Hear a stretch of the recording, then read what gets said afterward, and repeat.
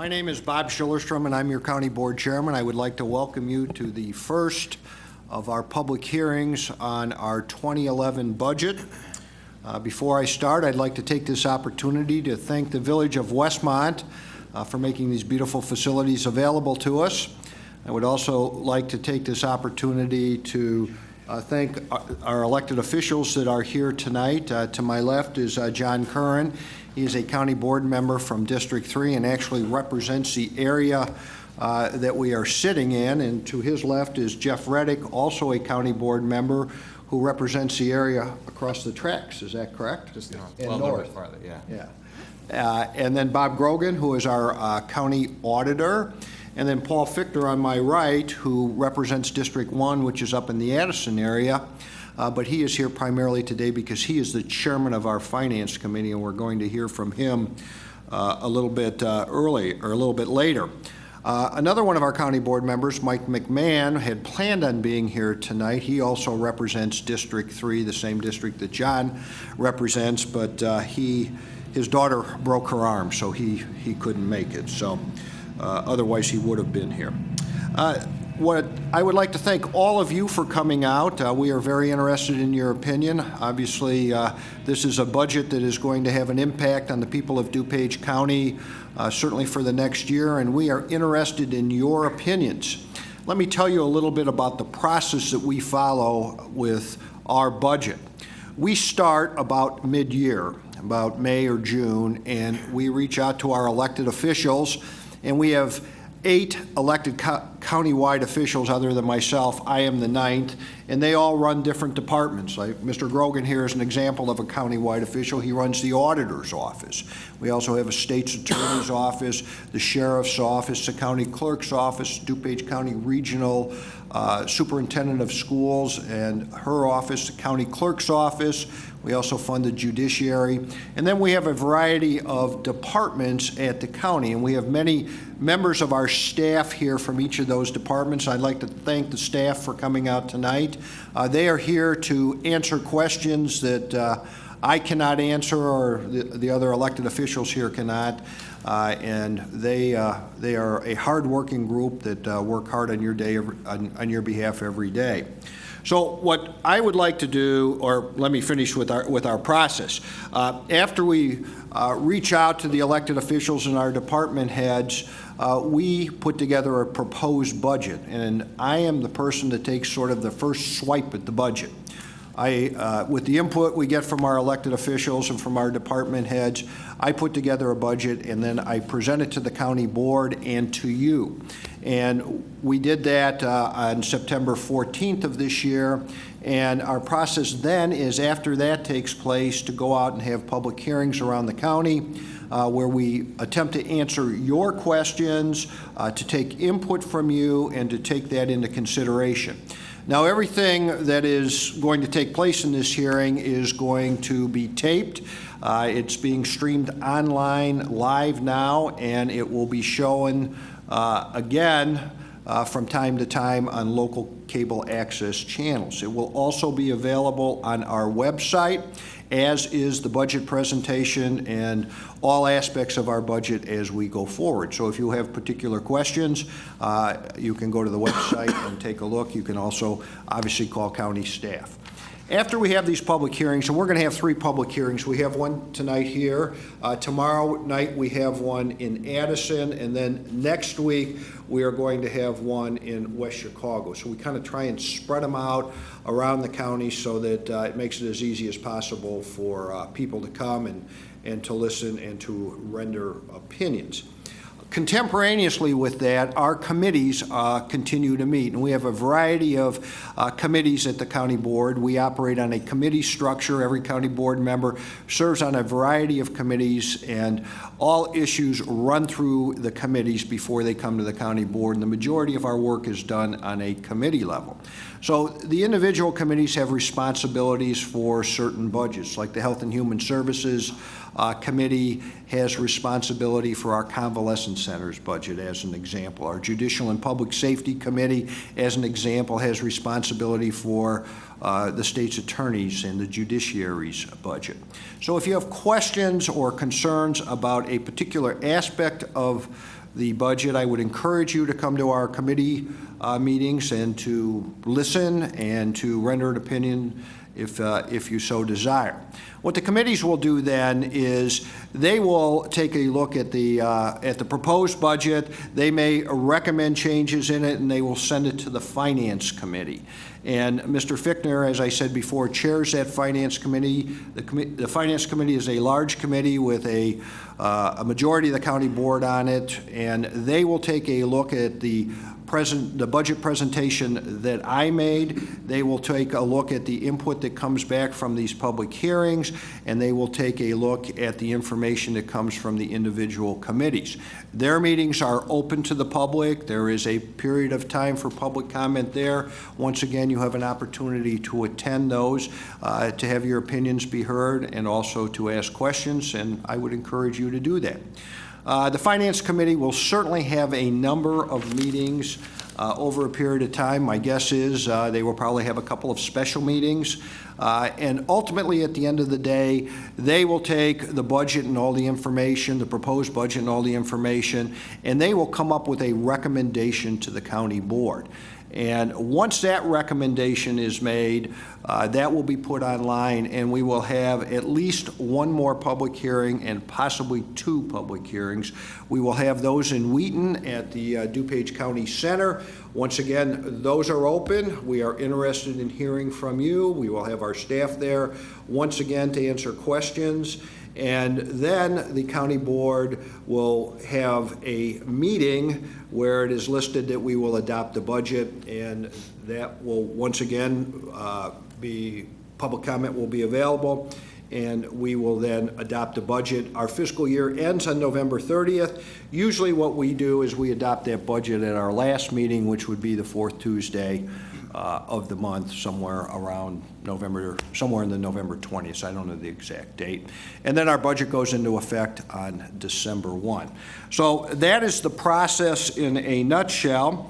What I would contemplate doing tonight is I have a short opening statement that is sort of a summary of the budget that I would like to make. Then I'm going to turn it over to Mr. Fichtner, who has some comments that he would also like to make.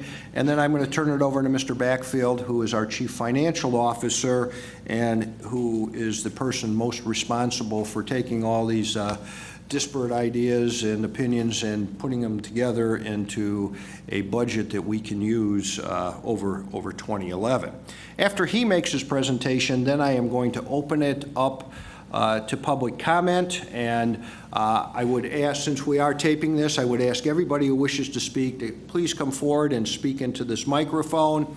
I would ask you to please state your name, and I'm going to try and keep a time limit of about 5 minutes. Now, we don't have a tremendous number of people here today, so I will probably not be terribly strict on time, but I would ask you to keep in mind consideration of others and try and make your remarks as concise as reasonably possible. We will do our best to answer questions. We will do our best to take in your considerations or your concerns into consideration. And once again, I thank you for being here. The budget that I presented last week was for $459.4 million. That budget is $5.4 million, or 3% below last year's budget, making this the second straight year our budget has decreased. The budget continues our commitment to sound long-term financial planning. It is a balanced budget, and it contains no tax increase. Most department operating budgets and programs remain at or below 2010 spending levels. County grants to human service not-for-profit agencies are maintained at $1 million in this budget. We continue to provide matching grants and contributions, such as to the Convention and Visitors Bureau, as well as to the University of Illinois Extension. Those contributions are contained and maintained at the same level as they were last year. This budget also contains $300,000 for construction of a new Children's Advocacy Center on top of the $300,000 that we provided for that in the fiscal year 2010 budget. Those funds will be deposited into the newly created Children's Center Facility Construction Fund. Our full-time headcount drops from the fiscal year 2010 level of 2,326 down to 2,288. Of this total, our general fund headcount drops from 1,578 to 1,546. This budget that I propose to you does not include grants that we would get either from the federal government or the state government. Those are approved on an individual basis as the year goes on. Difficult to include those in the budget when we don't know if they are coming or not. As we promised, the proposed budget does include a $3.6 million payment for debt service on the bond program that we just approved last week. That is a gross number. It does not take into consideration the 45% rebate on that interest payment that we will receive by issuing these bonds in 2010 from the federal government. This is a one-time opportunity that we availed ourselves of. The $70 million bond program will cover a large variety of projects, including flood relief projects, transportation projects, improvements to our jail and our courthouse, a remodeling of our convalescent center kitchen, which hasn't been done in well over 40 years, campus emergency generators, and infrastructure improvements to our IT system. It also provides other critical campus improvements which will benefit both our employees and our residents, both short-term and long-term. The bond program also covers most of the major cost items requested as strategic initiatives. And as you know, our bond project programs are based on our strategic plan, which is a plan that we reached out to the members of our community and asked them what they thought was important for their county government to do. It also includes things that come off of our capital plan. We have had a 10-year capital plan and also a 10-year transportation plan. So all of the items that are being provided for in the bond program come from long-term planning and are based on the fact that they will benefit, as I said before, the people of DuPage County, both short-term and long-term. The way that we are going to pay for this bond program is we have reduced our full-time headcount by 30 positions. We are not laying anyone off. These are positions that had been vacant, and we just felt that we could eliminate them because they were vacant positions. But there are no layoffs in this budget. This budget and our fiscally conservative leadership demonstrates why we have been able to weather this economic storm in a better situation than most governments, and why we are regularly recognized as a well-run government, as indicated by the fact that we have a AAA bond rating, which less than 1% of the counties in this country have. As I said, the budget contains no layoffs and no furloughs, but the economic reality is that in these difficult times when many people are worried about keeping their jobs, we did not feel that we could give our employees any raises, so it does not include any raises for our employees. I have also urged the county board positions and also our countywide elected officials and their departments to hold off on hiring any new staff until after January 1, 2011, when the new pension laws go into effect. Long term, this will save us a substantial amount of money.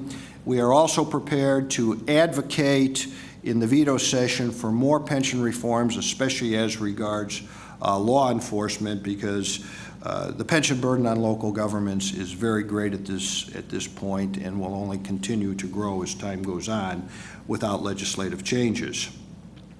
Unlike the state, our fiscal year 2011 budget reflects belt-tightening but maintains established programs and services, is balanced, and does not ask you, the taxpayers, for more money. The only major items that grow in our budget over 2010 are mandated pension contributions and health insurance costs, which unfortunately are going up by about 10%. The general reason for these increases has been attributed to uncertainty surrounding health care reform. The budget also contains funding for studies that will examine how demographics and other changes will impact DuPage County's economic future. The study will provide analysis, guidance, and recommendations for county policymakers to take steps to ensure that the county remains a vital business and residential community with an outstanding quality of life. The goal is not to write or rewrite our strategic plan, but to help translate issues and goals into concrete quantitative terms. The conclusion of the current census will make these studies even more timely. As the county continues to grow, so do our issues that confront us, which is why it's so important to continue working on our strategic initiatives with you, and why it's so important that you are here to have your voice heard in our budget process. Once again, I want to thank you all for coming out, and at this time I would like to turn it over to Mr. Fichtner, our Chair of the Finance Committee. Mr. Fichtner. Thank you, Mr. Chairman, and thank you for making these unique hearings a reality for the county. I would like to mention just a few goals we'd like to accomplish tonight. I speak for all the county board members and probably including the chairman that we always hear from people, what exactly does county government do? And hopefully through this presentation you'll have a better idea of what we do on a daily basis. Another goal we hope to accomplish is for everyone listening to this presentation is to inform them about how we do pay for these services.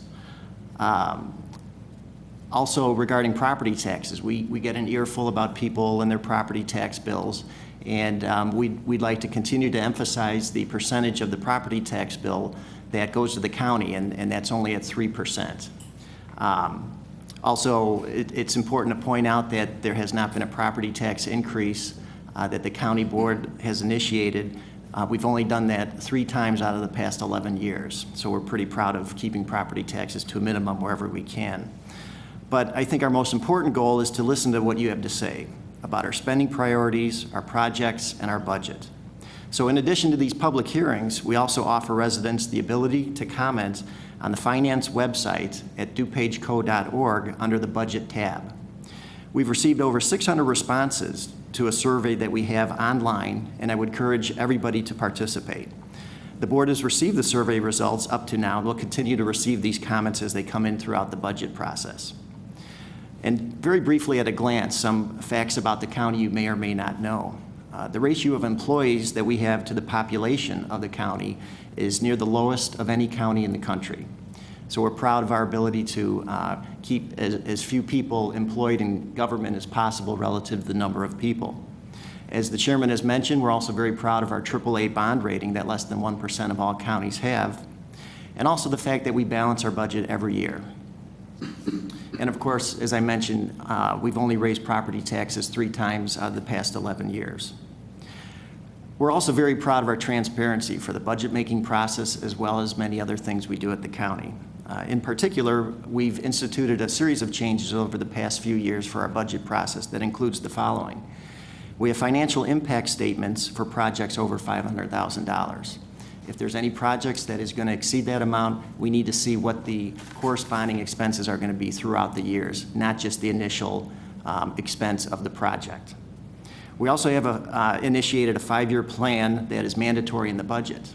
Up until a few years ago, we didn't have a 5-year plan in our budget, and we now have that included as part of our documents. We also have online many of the documents that are involved in the budget process. Our complete budget, our surveys, everything, and I would encourage everybody to go to the website to see fully our budgets in detail. We've doubled the number of night meetings so people can come out and speak to issues. Obviously, sometimes they can't during the day, and we welcome them to come at night, so we've increased those night meetings. And finally, we're the first county in the state to do budget meetings around the county in different places as represented here tonight. So I want to personally thank you all for coming out to listen and to discuss so we can learn from you your ideas about county government, and you can see how we're doing our budgeting. Thank you. Thank you, Mr. Fichtner. I would just point out that we do have these public comment forms, and if you wish to speak, I would just ask you to fill one of those out. Sue, where are those located? In the back. Okay, they're in the back there. And at this point, I would turn it over to Mr. Backfield, our chief. Thank you. our Chief Financial Officer, Mr. Backfield.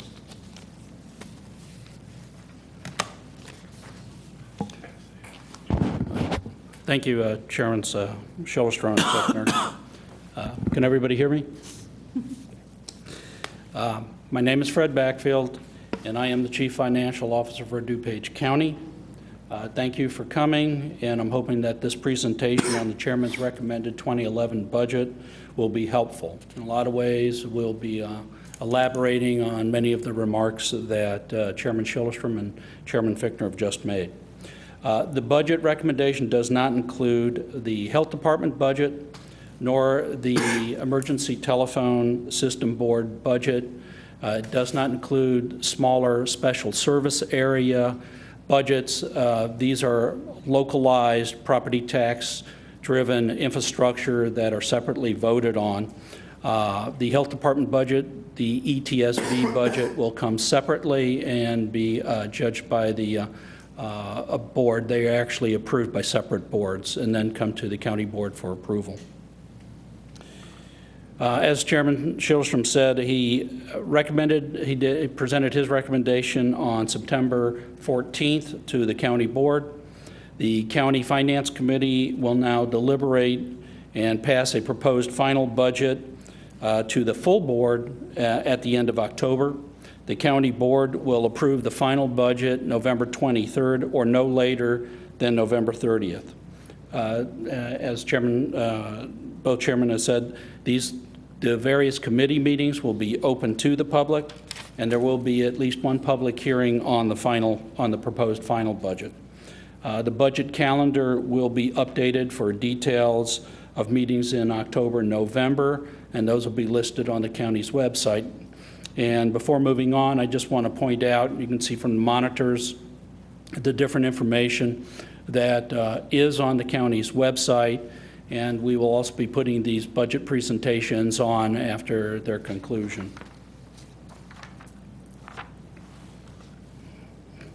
I'm hoping you can see this. For most of you, it would probably be this one or this one here.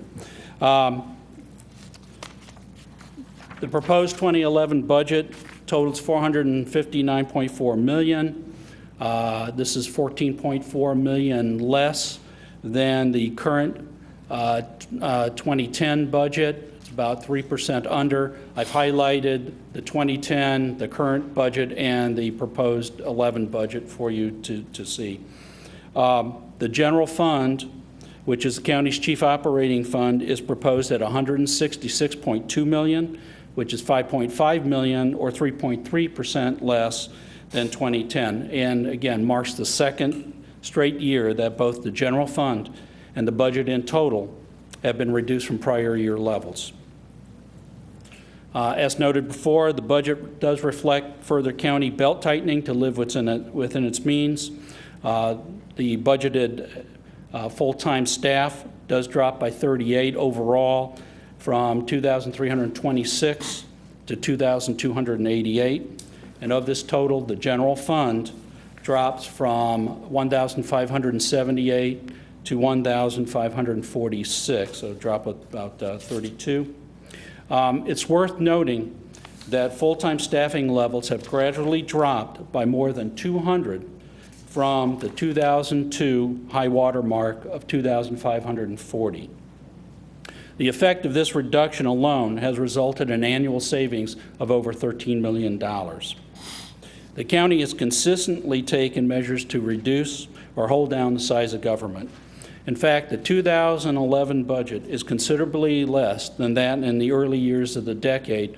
And you can see just by comparing the 11 budget to the 04 budget, that the 11 budget is less than 2004. And in fact, 2004 was dramatically reduced from 2001, 2, and 3, which were all in the upper $500 to $600 million range.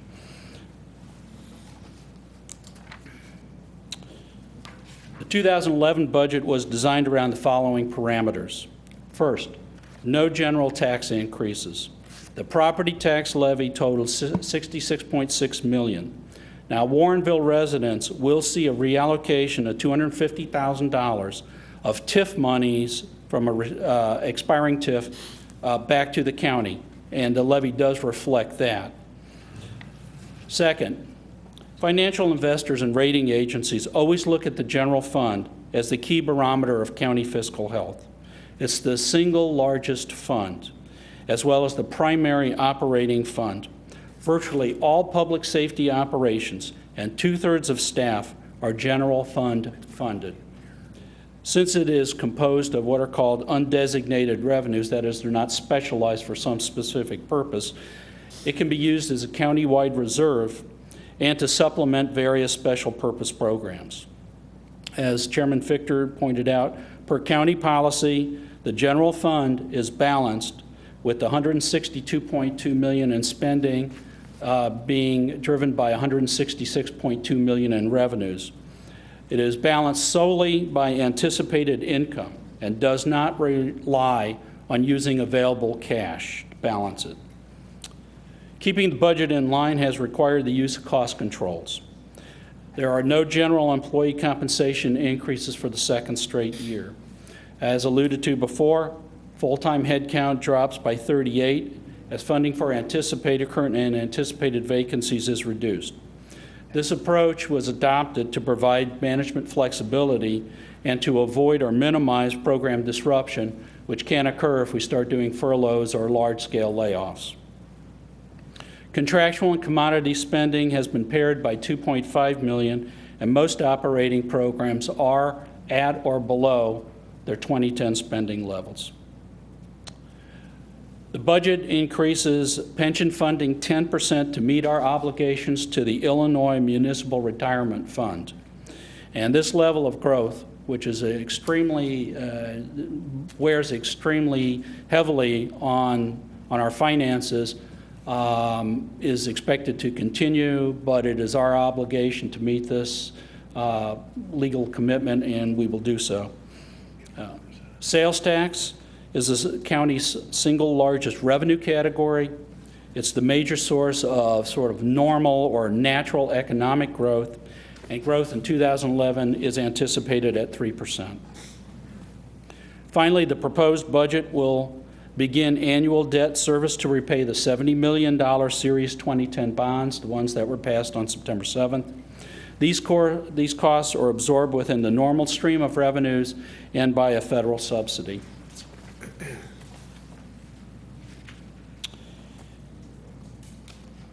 The recessionary lows for sales taxes were actually reached in May of 2009. Now, this chart we have before you here in the sort of light blue-green is 2009, this is the fiscal year, and red is 2010.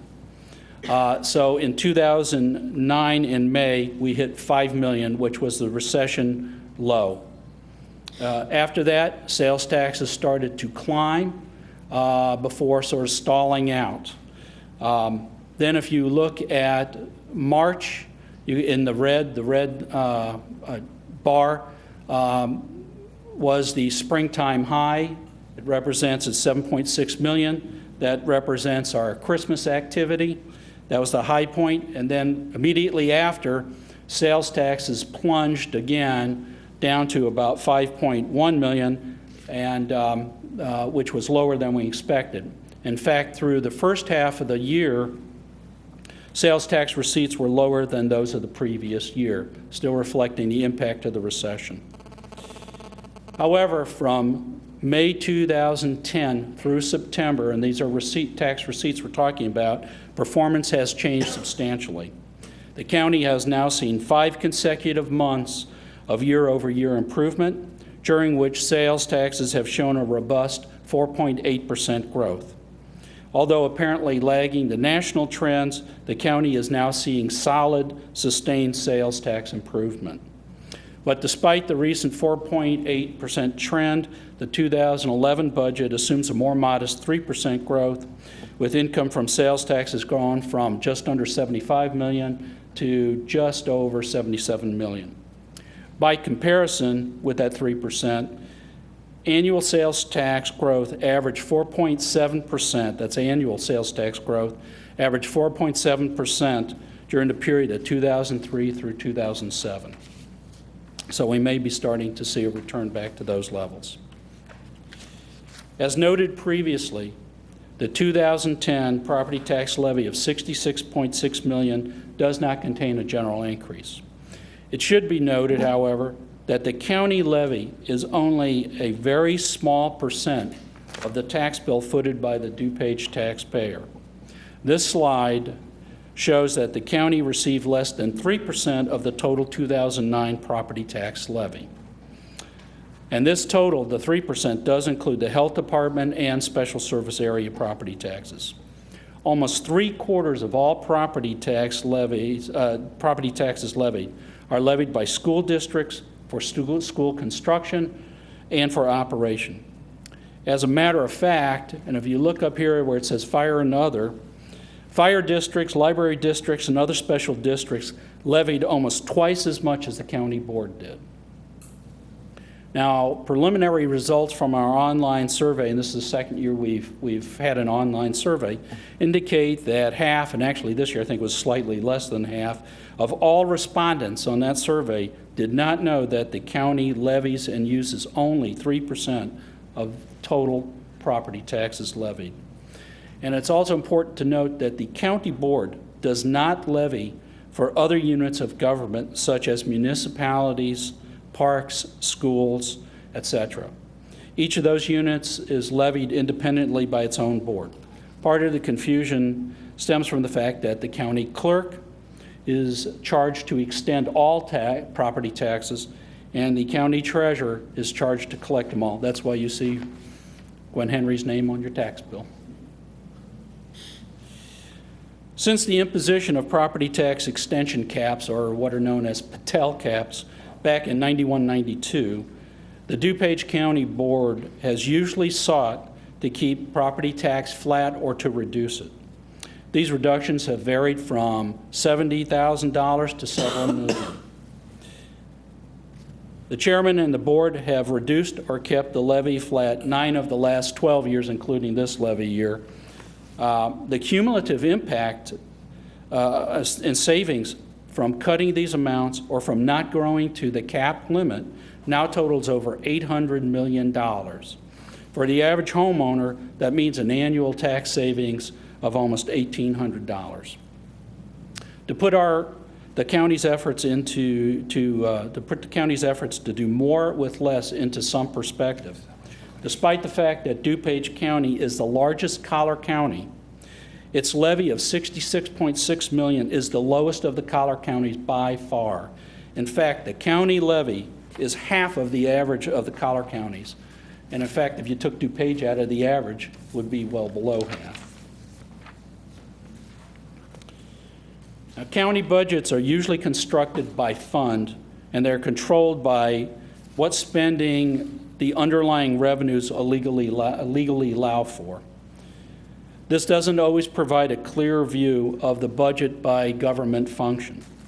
These charts in slide 8 here provide a glance of the chairman's proposed budget and headcount from the aspect of governmental functions. The budget breakout is by direct line item spending authorized for these functions. So, for instance, the sheriff, this is the actual amount of his appropriation. For stormwater, it's the actual direct amount. The agency support element up here, which is about 23%, is actually overhead and more importantly, in dollar terms, items such as pension or health insurance, which are administered centrally by the county for cost control purposes. Agency support also includes utility costs, repair and maintenance, and other capital costs administered centrally by facilities management. If these agency support elements are allocated to the line agencies, public safety, transportation, education, environmental and land, which is public works, water and sewer, and stormwater, and health and human services, their portion of the overall budget would be much higher. In particular, public safety would be approximately 35% of the budget. And of that $166 million I talked to you about in terms of general fund, public safety agencies, from the sheriff all the way through the public defender, they actually are the equivalent of about 87% of that general fund budget. And just to stay on this tack, the nature of public safety is very staff intensive. At a budgeted head count of 1,233, which you can see if you look at the head count pie, which is the one on the right, it accounts for over half of all full-time positions. This includes 538 full-time employees in the sheriff's office to run the jail, to ride patrol, and to provide courtroom security. In addition, probation and the Youth Home Detention Center have 200 staff, the state's attorney 149, and remaining staff associated with public safety are in the court system, including the public defender.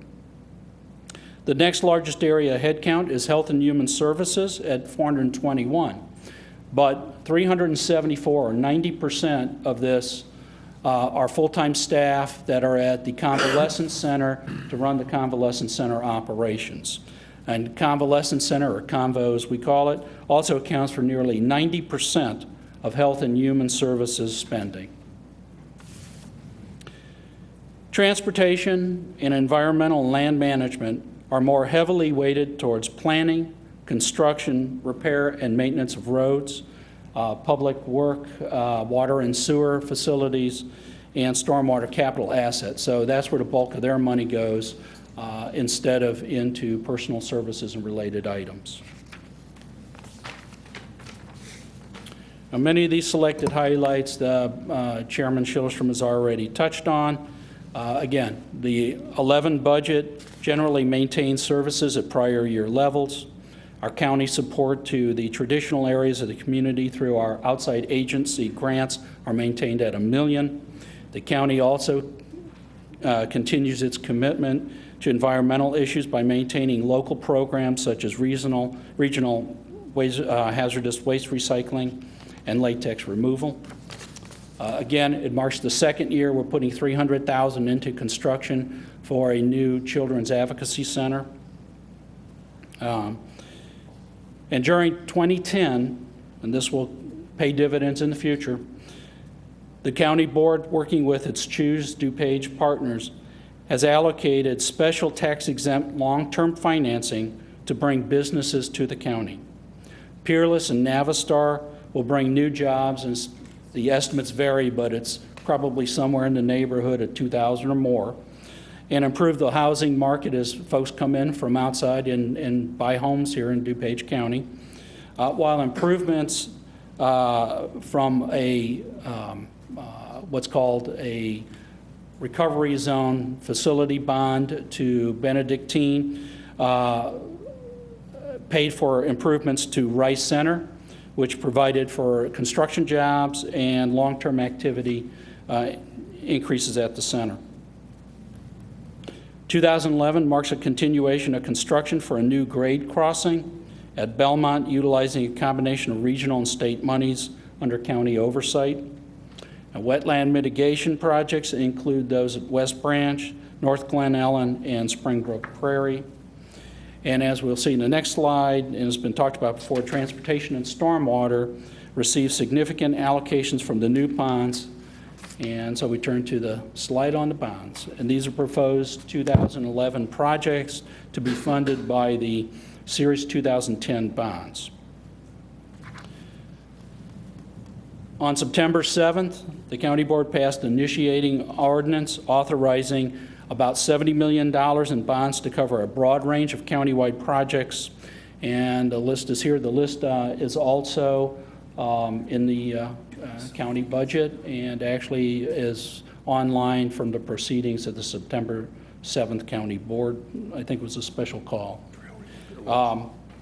These projects include $17 million in stormwater projects, including several that were raised in last year's public hearings, such as Churchill Dam, and I believe Bartlett was raised. And Mr. Charlton has often heard about Warrenville and the many county board meetings over the year, and we do have something in there for that to handle some of the flooding problems there.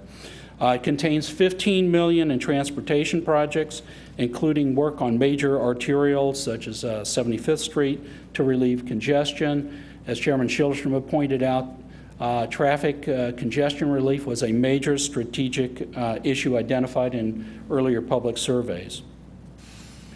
Also included are the $6 million to replace the 40-plus-year-old convalescence center, $6 million for jail and courtroom renovations, nearly $12 million for campus emergency generators that'll keep the convalescence center and jail functioning in case of emergencies.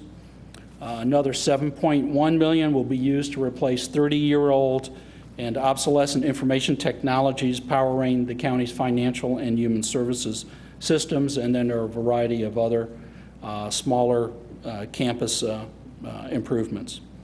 The bonds utilize federal subsidies to reduce annual debt service and to keep it within normal operating income limits. Access to those subsidies ends this year, and the bonds will be paid for by sales income taxes.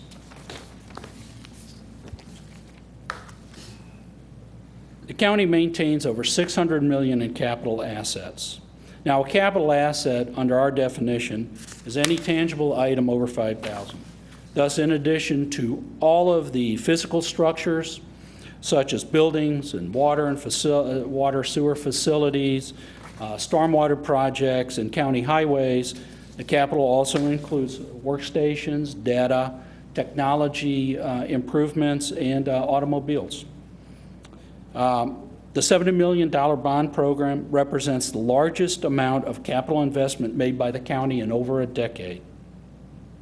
The budget does assume that a maximum of $35 million of spending on these projects will expend in 2011. And if you look at the chart, although we have $98 million in capital, that includes $35 million from the bonds. And most of the remaining $63 million identified for capital is for currently committed projects or for necessary repairs and maintenance. Now, normal income and cash available are insufficient to meet all of our identified capital needs. The county has utilized a pay-go approach whenever possible. In 2009, the county transferred $7.5 million into a capital fund to help finance transportation and facility repairs. That, however, was a one-time occurrence. The Highway Department estimates that highway income available for new construction will dwindle from $8 to $8 million by 2015. And I think, John, at one point we had as much as $100 million available, and that's been used as we've done construction projects over the years. And this is basically due to a tremendous flattening out of income from fuel taxes, the motor fuel taxes that we get. Stormwater has no excess available for major projects. And federal and state Medicaid reimbursement for the convalescence center is inadequate for its own operations, much less to fund capital improvements. Now, I think that behind you here we have details of or summaries of the capital plan. And the capital plan, at least the items listed, are in our capital section in the budget book. And I don't know, is it also online? Pieces of the capital plan are online too.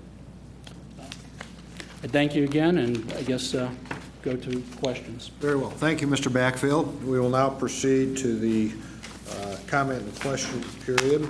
Once again, as I call your name, I would ask you to come up and speak into the microphone here, and I would ask you to keep your remarks to 5 minutes or less.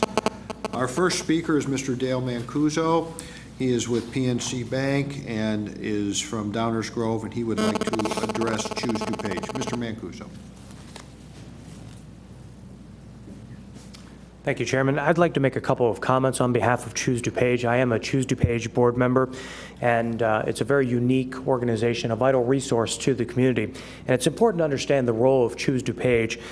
Choose DuPage provides leadership and support to economic professionals, business operators, real estate developers throughout the county. And in the spirit of attracting, retaining, and expanding jobs, and you saw just a moment ago some examples of how that's happened in 2010 that is happening in an empowering way. Another thing that Choose DuPage did was very instrumental in 2010 was managing and administering the DuPage County Small Business Loan Program and also the Recovery Zone Bond Program for 2010. The organization is a business advocacy organization. It's really bringing together business professionals, and it's a powerful organization when these folks come together. The discussions that happen within this group, the ideas, the resources, the solutions that come out of this group are very powerful, and it's a unique cooperation between business and government that is really benefiting DuPage County.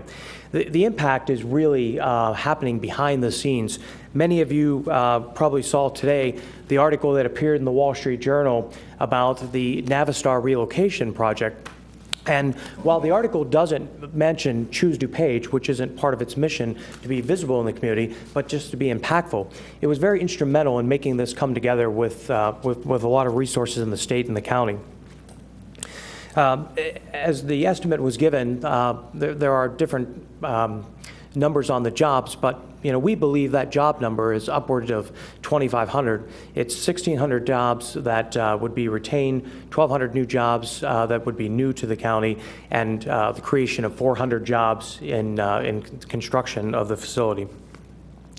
My organization has supported Choose DuPage for the past 3 years. We've seen the organization grow and become more impactful in terms of the people that continue to come to Choose DuPage and, again, visible impacts that they're having.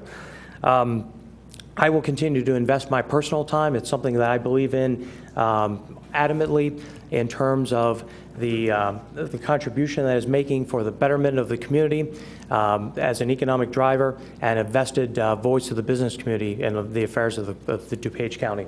Thank you, Chairman. Thank you, Mr. Mancuso. I do have a few resources that I would like to leave behind that you might disseminate for those that are interested in learning more about the organization. Absolutely. Why don't you give it to Mrs. Hanson? And if anybody would like that information, Mrs. Hanson will be happy to give it to you. Thank you again, Mr. Mancuso. Next is Mary Lou Kalstad. She is with the Village of Lisle, and she is from Lisle, and she would like to discuss funding for stormwater management. Ms. Kalstad. Good evening. I am here tonight representing the Village of Lisle. I am currently the staff engineer and stormwater administrator in their community development department. The Village of Lisle has 20% of its properties that are located partially or wholly within the floodplain. Stormwater management is very important to our community. Under the county stormwater ordinance, we are a partial waiver community. We depend on DuPage County staff to provide stormwater review of projects in our community and issue stormwater permits. On a number of occasions in the past several years, the review times have exceeded the 40 working days that is allowed in the code, and Lisle projects become delayed. 40 working days is 8 weeks, and that's a long time, especially when most projects require 2 or 3 review cycles before they actually are able to get a permit. So funding for additional review staff is needed. DuPage County has worked with the Village of Lisle on flood control projects in the past, which we very much appreciated. A very important one that has not been completed is the maintenance and repair of the levee along the east branch of the DuPage River. And that protects around 300 homes and businesses in the Village of Lisle.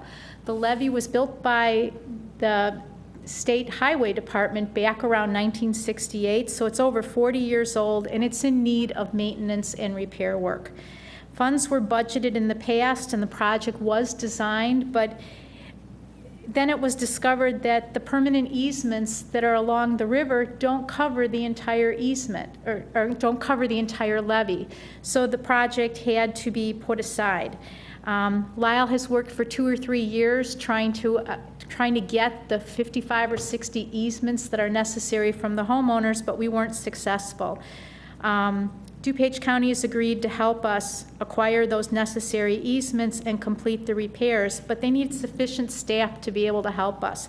If a breach in that levee would be devastating to our community. That would impact a huge number of homes and businesses. So please consider funding for stormwater staff and projects at a higher rate than has been allocated, at least in the past few years. Thank you. Thank you, Ms. Kalstad. Next is Carol Creighton Zidek. She is a resident in Winfield, and she would like to discuss funding to ease flooding problems in Winfield. Ms. Zidek. Hi. I'm just here to voice our concern that we receive funding to ease the flooding problems in Winfield. And I'm just a resident, and our village president had suggested that if we attended these meetings, it may help. That's all I had. Well, thank you very much for coming. We appreciate it.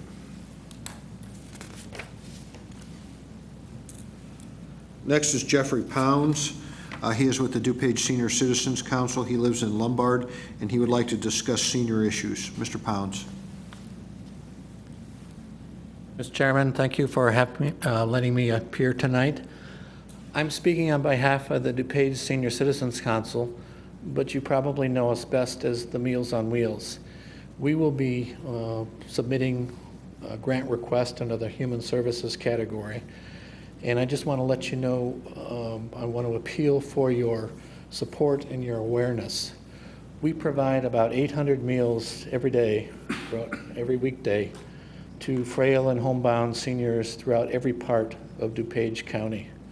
We also provide community dining, home maintenance, and short-day services for seniors throughout the county. But it's the Meals on Wheels that I would like to talk about tonight. As you advance your plans for comprehensive down-the-road planning, you're inevitably going to find what we know, that we are on the very cusp of an age explosion. The baby boomers will be reaching 65 this year. We expect the population of 60 and older people in DuPage County to rise close to 18 to 20% within the next decade. It's imperative that if we are going to be a community that cares for all of its people, that incorporates and integrates all of its people, that we remain in place and support an infrastructure that can provide the services to keep people in their homes. And that is the mission of the DuPage Senior Citizens Council, to provide the services that lend dignity and independence to individuals, senior citizens. And I just want to say that, if you make it impossible for someone that wants to stay in their home to do so, you're not only devaluing that person's independence, but you're really lessening the community. You're severing a generational link. And DuPage County is so full of towns with rich histories that you can talk about generations past. And if we can provide the services that keep in place those generational links, I think it's an important part, important service not only to the people we serve, but to the general character of the county as well. So as I say, we will be applying for grant funding, and we would very much appreciate your awareness and your support. Thank you so much. Thank you, Mr. Pounds. We appreciate it. Next is Mr. Rod Zimmer. He is from Willowbrook. He would also like to discuss stormwater. Mr. Zimmer?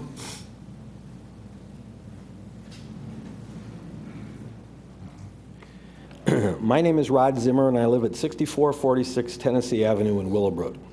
With the recent approval of the $70 million to be appropriated by funds to fund stormwater and infrastructure projects in DuPage County, my wife and I feel that the northwest quadrant of Willowbrook has long been overlooked. In fact, it has been since post-World War II that the storm sewers at 63rd Street, a county street, were last updated. Private properties, I feel, are being confiscated by the county without due process for a myriad of self-designated and controlled stormwater concerns. This, I feel, is a property rights violation. I feel our backyard, which is approximately 1 acre, for example, was confiscated by the county without due process to be used as regional stormwater facility for Westmont, Darien, unincorporated DuPage, and Willowbrook. This 70-acre watershed directs water onto my backyard. The county targets this property, ruins it by directing stormwater to the property, and then changes its classification, for example, to a man-made wetland, even though there was no wetland there previously to this happening. Finally, they impose paralyzing and excessive restrictions on the property, and all the while we pay taxes on the property, the county continues to use it by directing even more water onto our property. A culvert was installed onto our backyard. That directs contaminated stormwater to our backyard. This is a blatant trespass and a serious health hazard. We have had the directed stormwater tested and it has been found to be highly contaminated. The county, we feel by this trespass, has created the perfect breeding ground for the West Nile virus. The stagnated directed stormwater reaches approximately 2.5 feet and is a health hazard. Culex mosquito larvae, most often associated with the West Nile virus, has been found on numerous occasions in the stagnating water in our backyard. We desperately need updated storm sewers at 63rd Street, which is just a few hundred feet north of our backyard. They have not been upsized since post-World War II.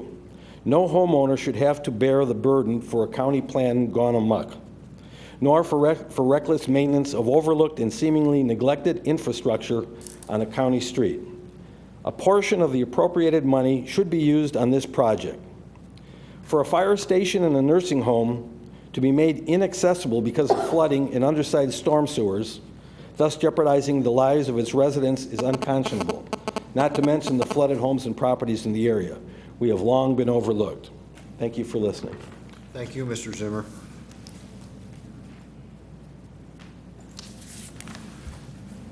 Next is Kelly.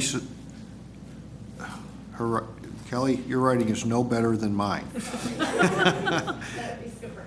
Thank you. And Ann Thurston. They are from the Ray Graham Association. They would like to discuss our Human Services grant. Thank you for the opportunity to testify in the DuPage County Board. My name is Kelly Scafuri, and I am with the Ray Graham Association. I'm here today to thank you for everything that the county does to support people with developmental disabilities. Your support makes a difference in the lives of the 1,800 children and adults we support every day. This year, the DuPage County Human Services Grant Fund supported Ray Graham's SILA programs.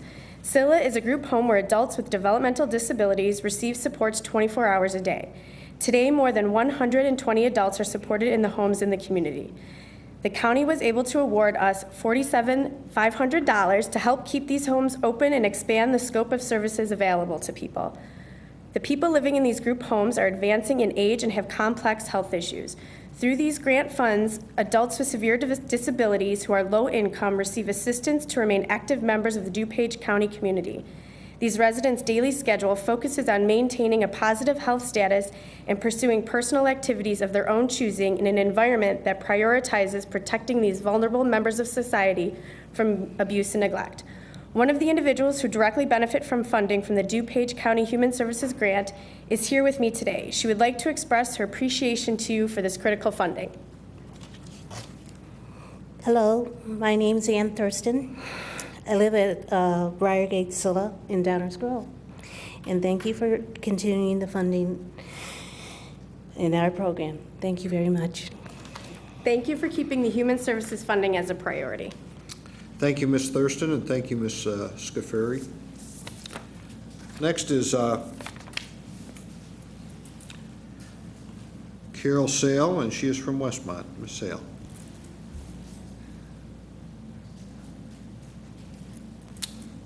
Ms. Sale is no longer here? Sorry, my handwriting must be bad too. Oh, did I misspeak? I'm sorry. It's Carol Soul, and I'm sorry, Sale. All right, Carol, I apologize. It's all right. My name is Carol Soul. I am a resident of Westmont, and I did not really intend to make any remark, but I did want to clarify my name. Oh, well. So, And I that it would have sat quietly through And I this apologize for People have to say. misstating your name. It's okay. Thank you. Next is Mr. Jerry Cassiope.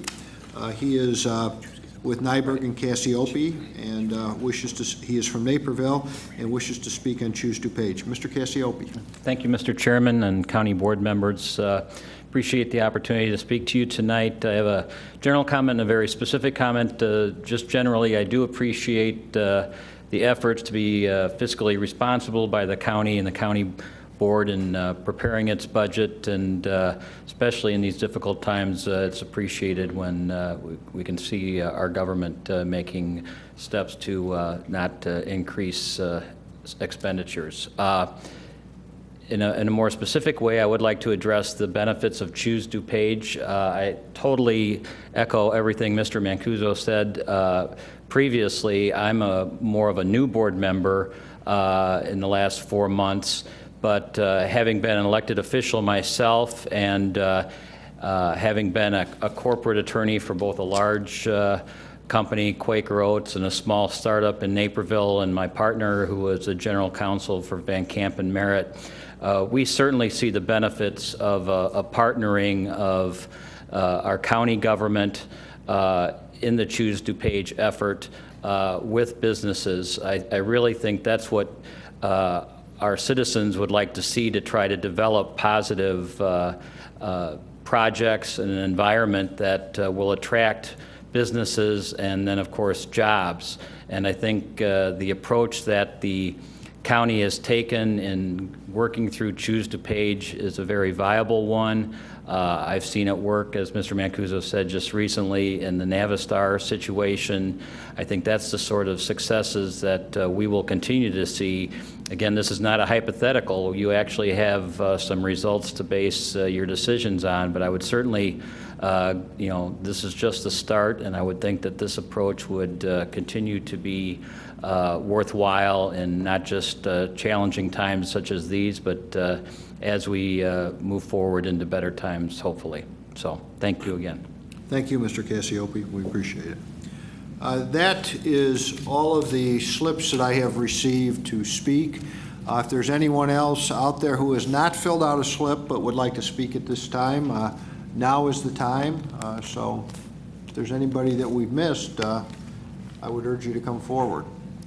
If not, for those who are watching online or who will see a rebroadcast of this, we will have another public hearing tomorrow night at 7 o'clock, I believe, in the Addison City Hall, and then next week on Tuesday at 7 o'clock in the West Chicago City Hall chambers. And I would encourage anyone who has any questions or wishes to be heard to come forward to either of those two meetings or any of our committee meetings at the county board or any of our county board meetings. I also want to thank everyone who came forward to speak tonight. We appreciate you giving up an evening to come out and give us your opinion. Also, once again, I want to thank our staff for being here. And with that, we will adjourn the meeting. Thank you all very much.